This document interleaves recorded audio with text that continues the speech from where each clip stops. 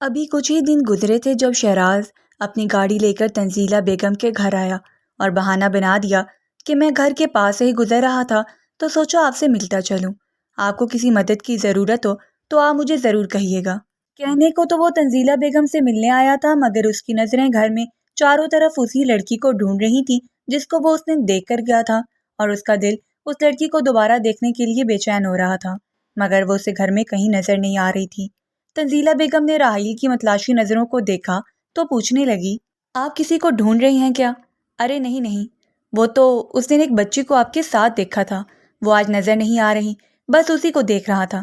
تنزیلہ بیگم کے ہونٹوں پر مسکراہٹ آ گئی تھی۔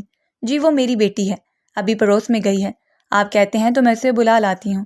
تنزیلہ بیگم نے اپنی جگہ سے اٹھتے ہوئے فوراً سے کہا تھا۔ ارے نہیں نہیں، میں تو بس ویسے ہی پوچھ رہا تھا۔ اس روز تو شیراز خاموشی سے واپس آ گیا، مگر اب تو جیسے وہ بہانے سے تنزیلہ بیگم کے گھر کے چکر لگانے لگا تھا۔ تنزیلہ بیگم بھی اتنی بے وقوف تو نہیں تھی جو اس کے گھر آنے کا مطلب نہ سمجھ سکتی۔ تبھی اس نے بھی رائمہ کا بھرپور خیال رکھنا شروع کر دیا تھا۔ اس کے دماغ میں ایک پلان چل رہا تھا جس کو وہ پورا کرنا چاہتی تھی۔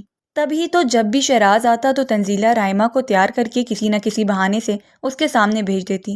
جب شیراز گھر آتا تو تنزیلہ بیگم بہانہ کر کے ان دونوں کو اکیلا چھوڑ دیتی اور خود زبیر کو لے کر اپنے کمرے میں بیٹھی رہتی۔ شیراز رائمہ کی خوبصورتی میں گم ہو جاتا اور اس سے باتیں کرتا رہتا۔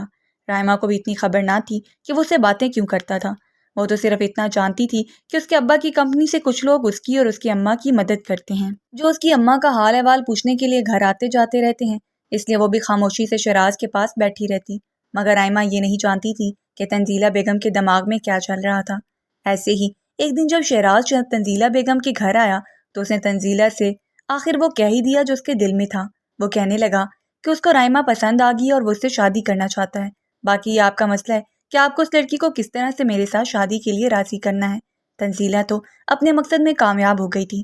وہ یہی تو چاہتی تھی کہ شیراز کو رائمہ کی خوبصورتی کے جال میں پھنسا کر اسے جتنی چاہے رقم بٹور لے۔ تبھی تنزیلہ بیگم نے اپنی شرط شیراز کے سامنے رکھ دی اور کہنے لگی، رائمہ بے شک میری سوتیلی بیٹی ہی صحیح، مگر میں نے ہمیشہ اسے سگی بیٹیوں کی طرح پیار کیا ہے۔ میں اس کو ایسے ہی تو آپ کے حوالے نہیں کر سکتی نا۔ دنیا والے مجھے کیا کہیں گے کہ میں نے اپنی سوتیلی بیٹی کا نکاح اس سے بڑے عمر کے آدمی کے ساتھ کروا دیا۔ آپ بھی دنیا کی ہی پرواہ کرتی ہیں؟ یہ دنیا تب کہاں تھی جب آپ نے اپنے دونوں بچوں کو راحیل کی موت کے بعد پالا، اس لیے دنیا کی آپ فکر مت کریں۔ میں آپ سے آپ کی بیٹی کا ہاتھ مانگ رہا ہوں، اس کے بدلے میں آپ جو چاہیں مجھ سے لے سکتی ہیں۔ سب کچھ تنزیلہ کی مرض کے مطابق ہو رہا تھا اور تب اس نے اپنی شرط اس کے سامنے رکھ دی۔ میں جانتی ہوں کہ میں نے اپنے بچوں کو بہت مشکل سے پالا ہے، مگر رائمہ کو میں اس صورت میں آپ کے حوالے کروں گی کہ اگر آپ مجھے گارنٹی دیں کہ رائمہ کو آپ خوش رکھیں گے۔ اس لیے مجھے رائمہ کے نام پر کچھ پیسے چاہیے، ایک بنگلہ چاہیے اور کچھ دوسرا بھی ضروری سامان چاہیے، تاکہ کل کو اگر آپ رائمہ کو چھوڑ بھی دیں تو میں اسے اس عمر میں لے کر اس کو کہاں پھرتی رہوں گی، کم از کم اس کے پاس اپنی زندگی گزارنے کے لیے کچھ تو ہو۔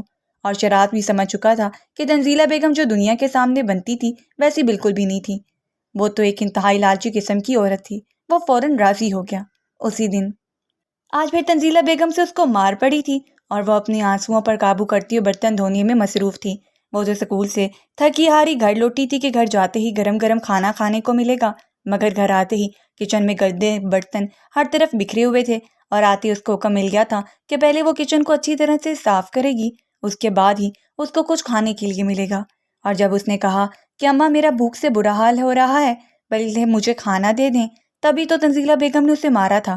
تم کب سے میرے سامنے زبان چلانے لگی؟ میں نے کہا نا پہلے کچن صاف کر لو، اس کے بعد ہی کچھ کھانے کو ملے گا، نہیں تو بھوکی بیٹھی رہو۔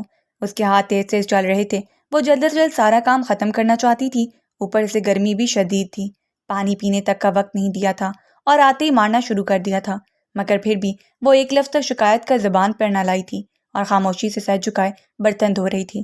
برتنوں سے فارغ ہو کر جو ہی اس نے پانی پینے کے لیے فریج کا دروازہ کھولنا چاہا تو یہ دیکھ کر وہ حیران رہ گئی کہ فریج کو بھی تالا لگا دیا گیا تھا۔ اس نے دھوئے ہوئے برتنوں میں سے ایک گلاس اٹھایا اور سنک سے نل کا کھول کر ہی پانی پینے لگ گئی۔ کچن کے دروازے پر کھڑے ہو کر اس نے ایک نظر سارے کچن کو دیکھا جو اب بالکل صاف ستھرا ہو چکا تھا، پھر وہ دوپٹے سے اپنے ہاتھ صاف کرتے ہوئے تنزیلہ بیگم کے کمرے کی طرف گئی۔ دروازے پر دستک دینے کے بعد وہ کمرے میں داخل ہوئی اور کہنے لگی، اماں میں نے سارا کام ختم کر لیا ہے، آپ مجھے کھانا دے دیں۔ میں تمہاری ملازمہ ہوں جو تمہارے سامنے کھانا رکھوں، جاؤ جا کر خود ہی لے لو۔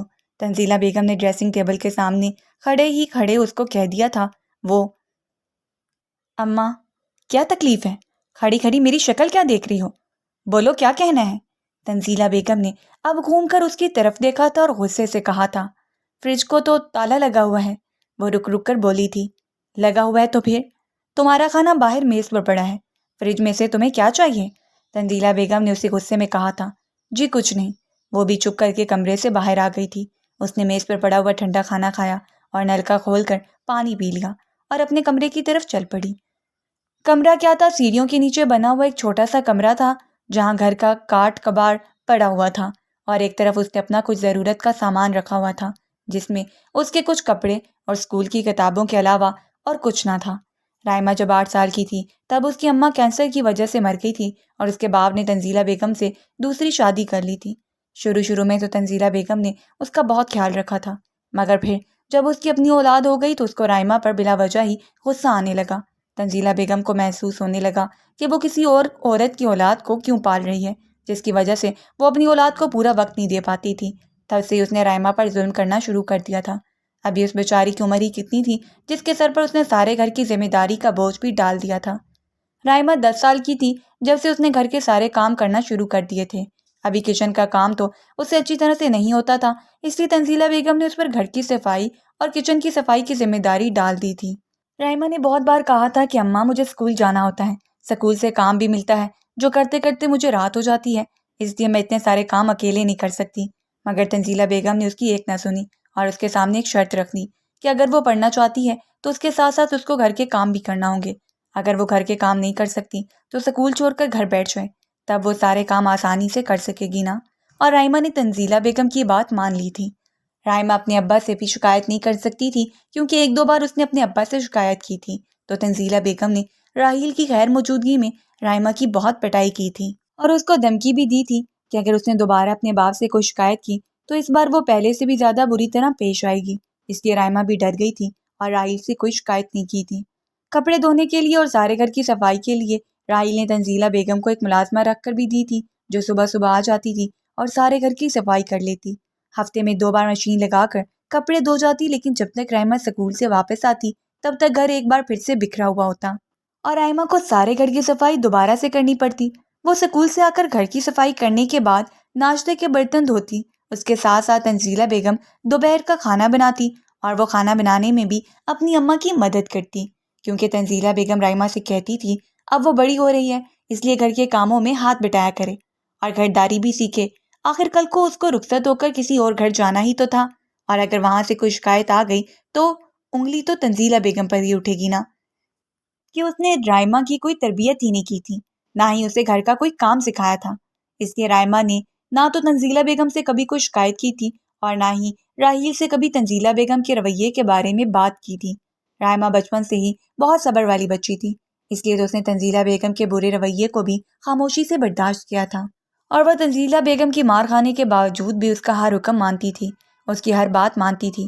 رائمہ کی یہی کوشش ہوتی تھی کہ اماں اسے ناراض نہ ہو جائے، کہیں وہ کوئی ایسی حرکت نہ کر دے تنزیلہ بیگم کو غصہ آ جائے اور وہ ابا سے اس کی شکایت کر دے۔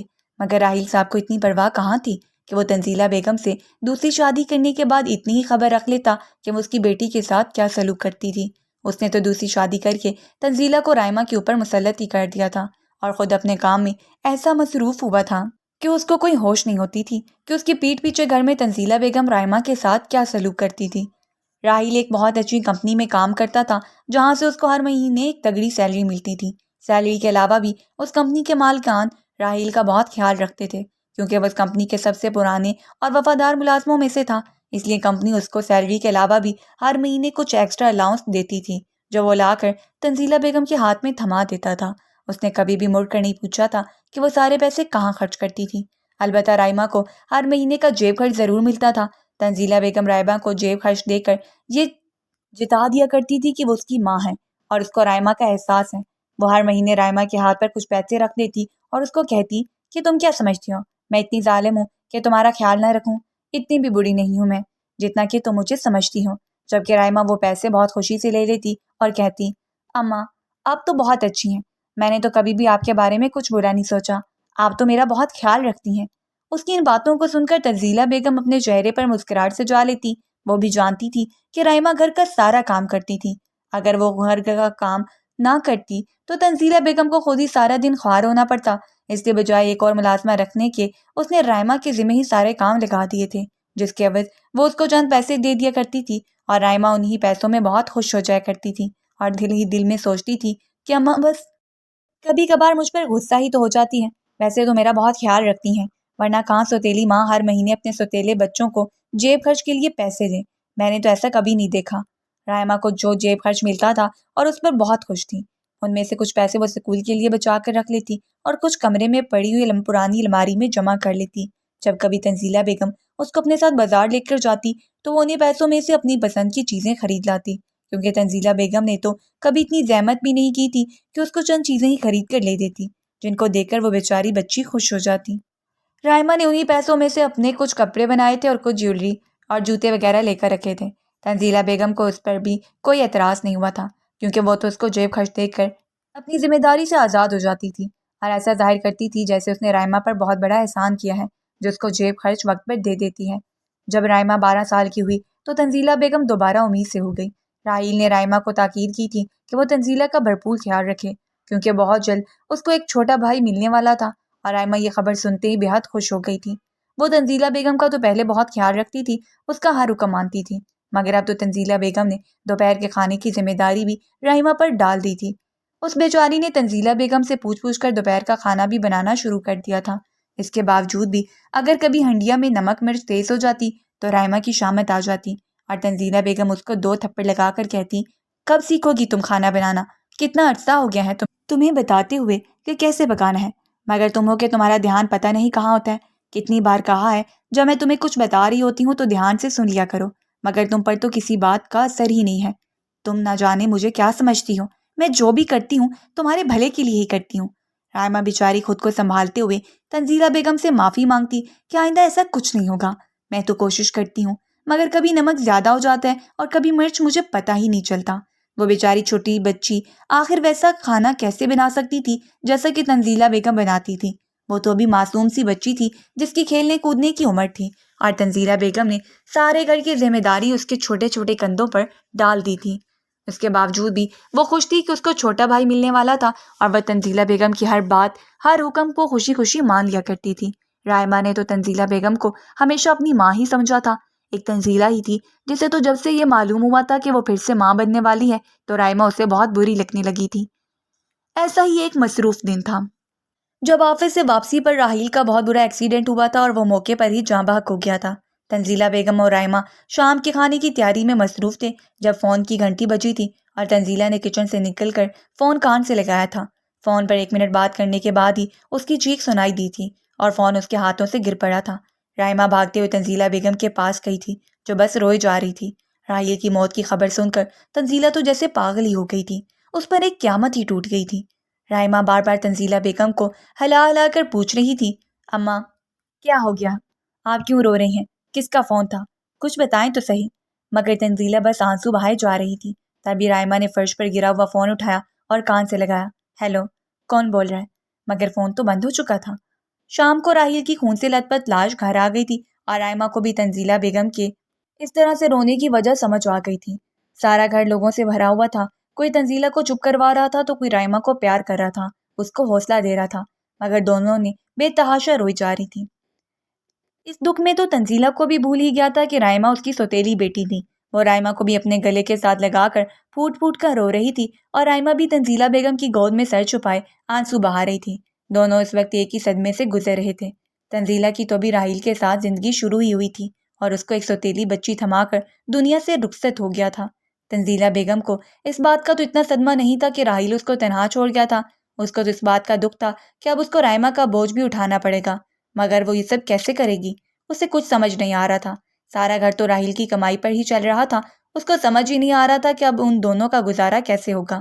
اور خیر سے کچھ مہینوں بعد تو اس کا اپنا بچہ بھی دنیا میں آنے والا تھا۔ اب وہ گھر کو اور ان 3 بچوں کو کیسے سنبھالے گی؟ تنزیلہ کو بس یہی فکر پریشان کیے جا رہی تھی، مگر بھلا ہو راحیل کی کمپنی کے مالکان کا، جنہوں نے راحیل کی موت کے بعد بھی ہر مہینے اسے سیلری کا کچھ حصہ دینا شروع کر دیا تھا تاکہ وہ گھر کے اخراجات پورے کر سکتی۔ گھر کے اخراجات تو خیر وہ پورے نہیں کر سکتی تھی، مگر جو پیسے اس کو ملتے تھے وہ ان میں گزارا کر ہی لیتی تھی۔ لیکن اب اس کے پاس اتنے پیسے نہیں تھے کہ وہ گھر میں ملازمہ کو تنخواہ دے سکتی، اس لیے اس نے گھر میں موجود دونوں ملازماؤں کی چھٹی کروا دی تھی اور ان کے حصے کا کام بھی رائما کے اوپر ہی ڈال دیا تھا۔ وہ بیچاری سکول سے تھکی ہاری گھر آتی، سارے گھر کا بھی کام کرتی، صفائی بھی کرتی، اس کے علاوہ تنزیلہ کی خدمت الگ تھی جو بیماری کا بہانہ بنا کر سارا دن بستر پر پڑی رہتی اور رائما پر حکم چلاتی رہتی۔ رائما بھی سمجھدار بچی تھی، وہ بھی اچھی طرح سے جانتی تھی کہ تنزیلہ بیگم کی ایسی حالت نہیں تھی کہ وہ گھر کا کام کر سکے، اور نہ ہی گھر کے حالات ایسے تھے کہ وہ ملازمہ رکھ سکے، اس لیے رائما سارے گھر کے کام کرتی اور تنزیلہ بیگم کا بھی خیال رکھتی اور زبان پر کوئی بھی شکایت نہ لاتی۔ جب تنزیلہ بیگم نے بیٹے کو جنم دیا تو اس کے اسپتال کے سارے اخراجات راحیل کی کمپنی نے پورے کیے اور اس کے مالکان کی طرف سے مبارکباد کے طور پر اس کو کچھ پیسے بھی بھیجے گئے تھے اور کمپنی کے مالک خود اس سے ملنے آئے تھے۔ سیٹھ دلاور اس کمپنی کا مالک تھا جہاں راحیل نے بہت عرصہ کام کیا تھا اور اس کی وجہ سے اس کمپنی کو بہت منافع ہوا تھا، تو اس لیے سیٹھ دلاور خود تنزیلہ بیگم سے ملنے اور اس کو مبارکباد دینے بھی آئے تھے۔ سیٹھ دلاور نے تنزیلہ کو ہر طرح سے یقین دلایا تھا کہ اگر اس کو کسی بھی قسم کی مدد کی ضرورت ہو تو وہ ان سے بلا جھجک کہہ سکتی ہے، کیونکہ راحیل کے ان کی کمپنی پر بہت احسانات تھے۔ سیٹھ دلاور کی بات سن کر تنزیلہ کو بہت حوصلہ ہوا تھا اور اس نے سیٹھ دلاور کو ہی اپنی کمائی کا ذریعہ بنا لیا تھا۔ تنزیلہ ہر دوسرے دن منہ کھول کر سیٹھ دلاور کو فون کر دیتی اور اس سے بہانے سے پیسے منگوانے لگی۔ کبھی وہ گھر کے راشن کا رونا رو رہی ہوتی، کبھی رائما کو سامنے کر دیتی کہ اس کی ضروریات ہیں جو میں پوری نہیں کر سکتی، جس کے لیے مجھے پیسوں کی ضرورت ہے، اور سیٹھ دلاور بھی اس کو ہر مہینے اب راحیل کی سیلری کے برابر ہی پیسے بھیجنے لگا تھا۔ تنزیلہ نے اپنے بیٹے کا نام زبیر رکھا تھا۔ زبیر تنزیلہ اور راحیل جیسا تو بالکل بھی نہ تھا، بلکہ وہ ایک عجیب سا عاملی صورت کا قبول صورت بچہ تھا، جبکہ رائما ایک خوبصورت اور تیکھے نئے نقش والی لڑکی تھی۔ تنزیلہ تو پھر ماں تھی، اس کو زبیر تو اچھا لگتا تھا، مگر رائما کی خوبصورتی دیکھ کر وہ اندر ہی اندر کڑتی رہتی تھی۔ اس کو رائما سے حسد محسوس ہوتا تھا کہ اس کی اپنی اولاد رائما جیسی خوبصورت کیوں نہ تھی، اس لیے وہ بات بات پر رائما پر غصہ کرنے لگتی، اس کو ذرا سی بات پر مارتی پیٹتی۔ سارے گھر کی ذمہ داری تو پہلے ہی اس بیچاری کے نازک کندھوں پر تھی، اس کو تو یہ بھی سمجھ نہیں آتا تھا کہ اماں کس بات پر اس پر غصہ اتارتی رہتی ہے، جبکہ وہ تو سارے گھر کو اچھے سے سنبھالتی تھی۔ اب تو کسی حد تک اس نے گھرداری بھی سیکھ لی تھی۔ وہ پوری کوشش کرتی تھی کہ تنزیلہ کو اس سے شکایت نہ ہو، اس کے باوجود بھی تنزیلہ کسی نہ کسی بات میں کوئی نہ کوئی نقص نکال کر اس کو مارتی ہی رہتی۔ حالانکہ رائما نے زبیر کو ہمیشہ اپنا چھوٹا بھائی ہی سمجھا تھا، وہ اسے بے حد پیار کرتی تھی، مگر تنزیلہ بیگم رائما کو زبیر کے ارد گرد بھی بھٹکنے نہ دیتی تھی۔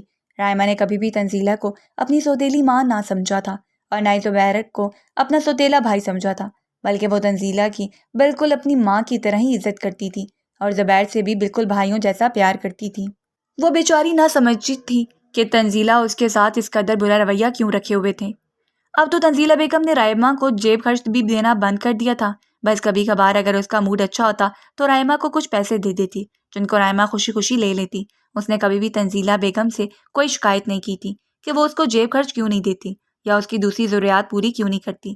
ایک دن رائما سکول سے واپس گھر آئی تو اس کے ہاتھ میں ایک چھوٹا سا کھلونا تھا جو وہ بہت پیار سے زبیر کے لیے لے کر آئی تھی۔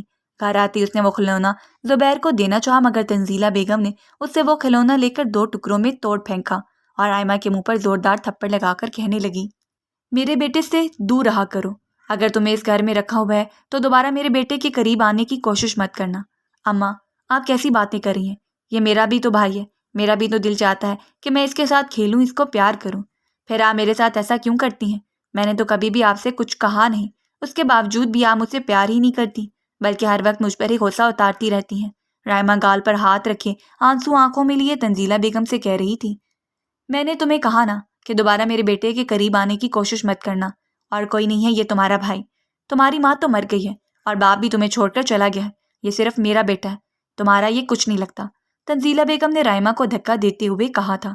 اس دن کے بعد رائما نے زبیر کے پاس جانا ہی چھوڑ دیا تھا، لیکن وہ اپنے کمرے میں بیٹھ کر بے تحاشا روتی رہتی تھی۔ وہ تو بہت خوش تھی کہ جب اس کا بھائی آئے گا تو وہ اس کے ساتھ مل کر کھیلا کرے گی، مگر جب سے وہ آیا تھا تنزیلہ بیگم کو تو جیسے اس سے نفرت ہی ہو گئی تھی۔ وہ تو رائما کو زبیر کے پاس ہی نہ جانے دیتی تھی، اس کے باوجود بھی رائما نے ہمیشہ تنزیلہ بیگم کی ہر بات مانی تھی۔ اب تو وہ سارا دن خاموشی سے اپنے کاموں میں لگی رہتی اور رات کو بھی چپ چاپ اپنے کمرے میں جا کر سو جاتی۔ سیٹھ دلاور کو اندازہ تو تھا کہ تنزیلہ ایک انتہائی لالچی قسم کی عورت تھی، مگر وہ اس کی مدد کرنے سے انکار نہیں کر سکتا تھا، کیونکہ راحیل نے اس کی کمپنی کو بہت فائدہ دیا تھا، جس کی وجہ سے وہ راحیل کی بیوہ اور اس کے بچوں کا خیال رکھتا تھا۔ اس کو لگتا تھا جیسے تنزیلہ رائما کا بھی بہت خیال رکھتی تھی، کیونکہ وہ جتنی بار بھی راحیل کے گھر گیا تھا اس نے معصوم رائما کو خوشی دیکھا تھا، اور تنزیلہ بیگم کا رویہ بھی اسے بالکل ٹھیک ٹھاک ہی لگا تھا۔ مگر وہ نہیں جانتا تھا کہ تنزیلہ صرف دنیا کے سامنے ہی رائما سے محبت کرتی تھی، ورنہ گھر میں تو اس نے رائما پر ظلم و ستم کے پہاڑ ڈھا دیے تھے۔ نہ تو وہ اپنی مرضی سے کچھ پی سکتی تھی اور نہ ہی کچھ اور کر سکتی تھی۔ رائما کو صرف اپنی ایک دوست زویا کے گھر جانے کے علاوہ کہیں اور جانے کی اجازت نہیں تھی۔ زویا کا گھر اس کے گھر کے بالکل ساتھ تھا، تبھی تو تنزیلہ بیگم رائما کو اس کے گھر کے آرام سے جانے دیتی تھی۔ شرط تو صرف اتنی سی ہی تھی کہ وہ سارے گھر کے کام کاج ختم کر لے، اس کے بعد وہ جو چاہے کرے۔ تنزیلہ بیگم کو اس کی کوئی پرواہ نہیں تھی۔ سیر دلاور ہر مہینے باقاعدگی سے تنزیلہ کو پیسے بھیجتا رہتا تھا، اور تنزیلہ بھی ہر وقت کوئی نہ کوئی بہانہ بنا کر سیر دلاور سے پیسے نکلواتی رہتی۔ اب تو اس نے گھر کو پہلے سے زیادہ سجا بھی لیا تھا۔ گھر میں پرانے فرنیچر کی جگہ نیا فرنیچر آ چکا تھا، ہر چیز نئی بن گئی تھی۔ اس گھر میں کچھ پرانا تھا تو وہ صرف رائما کا کمرہ تھا۔ اس کا کمرہ ہی گھر کا سب سے پرانا حصہ تھا جس میں کوئی رد و بدل نہیں کیا گیا تھا۔ ایک دن سیٹھ دلاور تنزیلہ بیگم کے گھر آیا۔ وہ اس کو ہر مہینے کی طرح اس مہینے بھی کچھ پیسے ہی دینے آیا تھا، مگر اس دفعہ اس کے ساتھ اس کا بیٹا بھی تھا، جو راحیل کی موت کا سن کر تنزیلہ سے تعزیت کے لیے آیا تھا، کیونکہ وہ پاکستان میں نہیں تھا۔ اور جب وہ پاکستان آیا اور اسے راحیل کی موت کی خبر ملی تو وہ افسوس کرنے کے لیے تنزیلہ بیگم کے گھر چلا آیا، کیونکہ راحیل کو وہ اچھی طرح سے جانتا تھا، جو نہایت ہی وفادار ورکر تھا اور اس نے کمپنی کا بہت ساتھ دیا تھا۔ اس کی نظر رائما پر پڑی تو وہ اس کی خوبصورتی دیکھ کر حیران ہو گیا تھا۔ اس نے اس لڑکی کے بارے میں تنزیلہ بیگم سے پوچھا، یہ لڑکی کون ہے؟ یہ میری بیٹی ہے، تنزیلہ نے بڑے فخر سے بتایا تھا۔ یہی تو تنزیلہ کی چال بازی تھی کہ وہ دنیا کے سامنے رائما کو بے انتہا پیار کرتی تھی، جیسے وہ اس کا بہت خیال رکھتی ہے، اور وہ اس کی سوتیلی نہیں بلکہ سگی ماں ہے۔ مگر سیٹھ دلاور کے بیٹے کو رائما کی خوبصورتی نے اپنی طرف متوجہ کر دیا تھا۔ وہ لڑکی ویسے تو کم عمر تھی، لیکن اس کا نکلتا ہوا اونچا لمبا قد، بڑی بڑی کالی آنکھیں، ریشمی زلفیں اور اس کی میٹھی آواز سے وہ متاثر ہوئے بغیر نہ رہ سکا تھا۔ تنزیلہ بیگم کو بھی اس لڑکے کا رائما کی طرف اس طرح سے دیکھنا اچھی طرح سے سمجھ آ رہا تھا، اور وہ جان چکی تھی کہ اس لڑکے کو رائما اچھی لگی تھی۔ تبھی تو تنزیلہ بیگم نے جلدی سے اٹھ کر رائما کے ہاتھ سے وہ برتن پکڑے جن میں وہ چائے سجا کر لائی تھی، اور خود ہی وہ برتن میز پر سجانے لگی، اور رائما کو کہا کہ وہ کچھ دیر اس کے پاس بیٹھ جائے۔ رائما حیران تھی کہ پہلے تو کبھی بھی اس کی ماں نے اس کو اپنے ساتھ اس طرح نہیں بٹھایا تھا، بلکہ جب بھی کوئی مہمان آتا تھا تو وہ کچن میں کام کاج میں مصروف رہتی تھی۔ رائما چپ کر کے اس کے ساتھ بیٹھ گئی تھی۔ شیراز کی نظریں ابھی تک رائما پر ٹکی ہوئی تھی۔ اس کی نظروں کا مطلب تنزیلہ بیگم اچھی طرح سے سمجھ رہی تھی۔ تبھی تو اس نے رائما کو اپنے ساتھ بٹھایا تاکہ اگر شیراز کو اس سے کوئی بات کرنی تھی تو وہ کر لیتا، مگر شیراز اس دن صرف رائما کو دیکھتا ہی رہا اور خاموشی سے اٹھ کر سیٹھ دلاور کے ساتھ واپس چلا گیا۔ مگر تنزیلہ سے یہ بات ہضم نہیں ہو رہی تھی کہ شیراز اس طرح سے خاموشی اختیار کیے چلا گیا تھا۔ تبھی تو اس نے سیٹھ دلاور کو فون کیا اور پوچھنے لگی کہ آپ کے ساتھ جو لڑکا آیا تھا وہ کون تھا؟ اور سیٹھ دلاور ہنستے ہوئے کہنے لگا، وہ میرا بیٹا تھا جو کینیڈا میں بزنس سنبھال رہا ہے۔ کچھ ہی دن پہلے وہ پاکستان آیا تھا اور راحیل کا سن کر میرے ساتھ آ گیا۔ تنزیلہ کے ہاتھ تو جیسے سونے کی چڑیا لگ گئی تھی۔ وہ سمجھ چکی تھی کہ شیراز کو رائما کی خوبصورتی نے متاثر کیا تھا، تبھی تو وہ اس کی طرف اتنے غور سے دیکھ رہا تھا۔ ابھی کچھ ہی دن گزرے تھے جب شیراز اپنی گاڑی لے کر تنزیلہ بیگم کے گھر آیا اور بہانہ بنا دیا کہ میں گھر کے پاس سے ہی گزر رہا تھا تو سوچا آپ سے ملتا چلوں، آپ کو کسی مدد کی ضرورت ہو تو آپ مجھے ضرور کہیے گا۔ کہنے کو تو وہ تنزیلہ بیگم سے ملنے آیا تھا، مگر اس کی نظریں گھر میں چاروں طرف اسی لڑکی کو ڈھونڈ رہی تھیں جس کو وہ اس دن دیکھ کر گیا تھا، اور اس کا دل اس لڑکی کو دوبارہ دیکھنے کے لیے بے چین ہو رہا تھا، مگر وہ اس گھر میں کہیں نظر نہیں آ رہی تھی۔ تنزیلہ بیگم نے راحیل کی متلاشی نظروں کو دیکھا تو پوچھنے لگی، آپ کسی کو ڈھونڈ رہے ہیں کیا؟ ارے نہیں، وہ تو اس نے ایک بچی کو آپ کے ساتھ دیکھا تھا، وہ آج نظر نہیں آ رہی، بس اسی کو دیکھ رہا تھا۔ تنزیلہ بیگم کے ہونٹوں پر مسکراہٹ آ گئی تھی۔ جی وہ میری بیٹی ہے، ابھی پڑوس میں گئی ہے، آپ کہتے ہیں تو میں اسے بلا لاتی ہوں۔ تنزیلہ بیگم نے اپنی جگہ سے اٹھتے ہوئے فوراً سے کہا تھا۔ ارے نہیں، میں تو بس ویسے ہی پوچھ رہا تھا۔ اس روز تو شیراز خاموشی سے واپس آ گیا، مگر اب تو جیسے وہ بہانے سے تنزیلہ بیگم کے گھر کے چکر لگانے لگا تھا۔ تنزیلہ بیگم بھی اتنی بے وقوف تو نہیں تھی جو اس کے گھر آنے کا مطلب نہ سمجھ سکتی، تبھی اس نے بھی رائما کا بھرپور خیال رکھنا شروع کر دیا تھا۔ اس کے دماغ میں ایک پلان چل رہا تھا جس کو وہ پورا کرنا چاہتی تھی، تبھی تو جب بھی شیراز آتا تو تنزیلہ رائما کو تیار کر کے کسی نہ کسی بہانے سے اس کے سامنے بھیج دیتی۔ جب شیراز گھر آتا تو تنزیلہ بیگم بہانہ کر کے ان دونوں کو اکیلا چھوڑ دیتی اور خود زبیر کو لے کر اپنے کمرے میں بیٹھی رہتی۔ شیراز رائما کی خوبصورتی میں گم ہو جاتا اور اسے باتیں کرتا رہتا۔ رائما کو بھی اتنی خبر نہ تھی کہ وہ اسے باتیں کیوں کرتا تھا، وہ تو صرف اتنا جانتی تھی کہ اس کے ابا کی کمپنی سے کچھ لوگ اس کی اور اس کی اماں کی مدد کرتے ہیں، جو اس کی اماں کا حال احوال پوچھنے کے لیے گھر آتے جاتے رہتے ہیں، اس لیے وہ بھی خاموشی سے شراز کے پاس بیٹھی رہتی۔ مگر رائمہ یہ نہیں جانتی تھی کہ تنزیلہ بیگم کے دماغ میں کیا چل رہا تھا۔ ایسے ایک دن جب شراز تنزیلہ بیگم کے گھر آیا تو اس نے تنزیلہ سے آخر وہ کہہ ہی دیا جو اس کے دل میں تھا۔ وہ کہنے لگا کہ اس کو رائمہ بہت پسند آ گئی ہے اور وہ اس سے شادی کرنا چاہتا ہے۔ باقی یہ آپ کا مسئلہ ہے کہ آپ کو اس لڑکی کو کس طرح سے میرے ساتھ شادی کے لیے راضی کرنا ہے۔ تنزیلہ تو اپنے مقصد میں کامیاب ہی ہو گئی تھی۔ وہ یہی تو چاہتی تھی کہ شراز کو رائمہ کی خوبصورتی کے جال میں پھنسا کر اسے جتنی چاہے رقم بٹور لے۔ تبھی تنزیلہ بیگم نے اپنی شرط شراز کے سامنے رکھ دی اور کہنے لگی، رائمہ بے شک میری سوتیلی بیٹی ہی صحیح، مگر میں نے ہمیشہ اسے سگی بیٹیوں کی طرح پیار کیا ہے۔ میں اس کو ایسے ہی تو آپ کے حوالے نہیں کر سکتی نا۔ دنیا والے مجھے کیا کہیں گے کہ میں نے اپنی سوتیلی بیٹی کا نکاح اس سے بڑی عمر کے آدمی کے ساتھ کروا دیا۔ آپ بھی دنیا کی پرواہ کرتی ہیں؟ یہ دنیا تب کہاں تھی جب آپ نے اپنے دونوں بچوں کو راحیل کی موت کے بعد پالا۔ اس لیے دنیا کی آپ فکر مت کریں۔ میں آپ سے آپ کی بیٹی کا ہاتھ مانگ رہا ہوں، اس کے بدلے میں آپ جو چاہیں مجھ سے لے سکتی ہیں۔ سب کچھ تنزیلہ کی مرضی کے مطابق ہو رہا تھا اور تب اس نے اپنی شرط اس کے سامنے رکھ دی۔ میں جانتی ہوں کہ میں نے اپنے بچوں کو بہت مشکل سے پالا ہے، مگر رائمہ کو میں اسی صورت آپ کے حوالے کروں گی اگر آپ مجھے گارنٹی دیں کہ رائمہ کو آپ خوش رکھیں گے۔ اس لیے مجھے رائمہ کے نام پر کچھ پیسے چاہیے، ایک بنگلہ چاہیے اور کچھ دوسرا بھی ضروری سامان، تاکہ کل کو اگر آپ رائمہ کو چھوڑ بھی دیں تو میں اسے اس عمر میں لے کر اس کو کہاں پھرتی رہوں گی۔ کم سے کم اس کے پاس اپنی زندگی گزارنے کے لیے کچھ تو ہو۔ اور شراز بھی سمجھ چکا تھا کہ تنزیلہ بیگم جو دنیا کے سامنے بنتی تھی ویسی بالکل بھی نہیں تھی۔ وہ تو ایک انتہائی لالچی قسم کی عورت تھی۔ وہ فوراً راضی ہو گیا تھا۔ اسی دن تنزیلہ بیگم نے رائمہ کا رشتہ شراز کے ساتھ طے کر دیا تھا، جو اسے عمر میں 20 سال بڑا تھا۔ اب تنزیلہ بیگم رائمہ کی ہر خواہش، ہر خوشی کا خیال رکھنے لگی تھی تاکہ وہ اس کو پوری طرح سے اپنے اعتماد میں لے لے، مگر اس نے ابھی تک رائمہ کو یہ نہیں بتایا تھا کہ وہ شراز کے ساتھ اس کا رشتہ طے کر چکی ہے اور جلد ہی اس کی شادی شراز کے ساتھ کرنے والی ہے۔ رائمہ کی دوست کی شادی تھی جس کے گھر اسے جانا تھا، اور تنزیلہ بیگم نے بھی اسے خوشی خوشی جانے کی اجازت دے دی اور ساتھ میں یہ بھی کہہ دیا تھا کہ اس کی دوست کی تو شادی ہو ہی رہی ہے، اس لیے اب وہ رائمہ کی بھی شادی کر کے جلد ہی اس کو اس گھر سے رخصت کر دے گی۔ رائمہ خاموشی سے اس کی بات پر سر جھکا کر بیٹھ گئی تھی، کیونکہ ہمیشہ سے اس نے تنزیلہ کی ہر بات مانی تھی، کبھی بھی اس کی کسی بات سے انکار نہیں کیا تھا۔ وہ ہمیشہ سے یہی سمجھتی تھی کہ تنزیلہ اس کی ماں ہی ہے اور جو بھی فیصلہ کرے گی اس کے بھلے کے لیے ہی کرے گی۔ جب رائمہ اپنی دوست کی شادی سے فارغ ہو کر آ گئی تو تنزیلہ بیگم نے اس کے سر پر لال دوپٹہ دے دیا اور کہنے لگی، اب تم تیار ہو جاؤ، میں آج ہی تمہارا شراز کے ساتھ نکاح کروانے والی ہوں۔ اور جب رائمہ نے شراز کا نام سنا تو حیرانگی سے اپنی ماں کی طرف دیکھنے لگی۔ وہ شراز کے ساتھ کیسے شادی کر سکتی تھی؟ وہ تو اسے عمر میں بھی اتنا بڑا تھا، مگر تنزیلہ بیگم کے آگے اس کی ایک نہ چلی اور تنزیلہ بیگم نے رائمہ کو شراز کے ساتھ رخصت کر دیا۔ رائمہ چپ چاپ شراز کی دلہن بن کر اس کے گیسٹ ہاؤس پر آ گئی تھی۔ وہ گیسٹ ہاؤس بہت زیادہ خوبصورت تھا، جس کی خوبصورتی دیکھ کر رائمہ یہ بھول گئی تھی کہ اس کا شوہر عمر میں اس سے 20 سال بڑا تھا۔ وہ تو زویا کی شادی پر اس کے خوبصورت شوہر کو دیکھ کر آئی تھی، تو اس کا بھی دل چاہا تھا کہ اس کا شوہر بھی زویا کی شوہر کی طرح ہی خوبصورت اور کم عمر ہوتا، مگر شراز کم عمر تو نہیں تھا لیکن خوبصورت ضرور تھا۔